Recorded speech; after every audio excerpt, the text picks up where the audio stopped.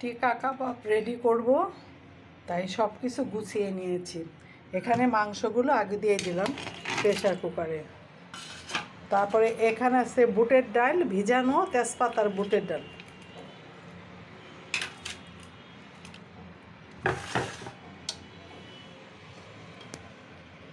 আর এখানে আছে পেঁয়াজ, আদা রসুন পেস্ট, লবণ, গরম মশলা আর মরিচ পাউডার, হলুদ মরিচ পাউডার। পেস্ট একটু কম দিছি কারণ ভাজা পেঁয়াজ দিব। ভাজা পেঁয়াজ না দিলে তো কাবাব ভালো লাগে না, তাই ভাজা পেঁয়াজটা কাবাবে দিব। এখন পানি দিয়ে সিটি দিব প্রেশার কুকারে, কারণ প্রেশার কুকারে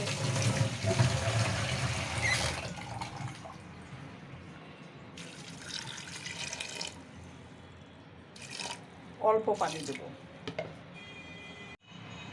কাবাবের মাংসটা যদি পাটায় বেটে নিই, আদা আদা বাটা করে, তাহলে কাবাবটা খেতে ভালো লাগে। ব্লেন্ডার করলে কাবাবটা একদম পুরো মিহি হয়ে গেলে অতটা ভালো লাগে না, তাই পাটায় বেটে নিলাম মাংসগুলো।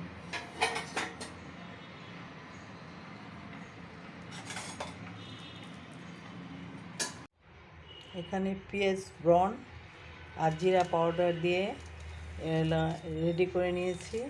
এখন কাবাবের গুলি তৈরি করব।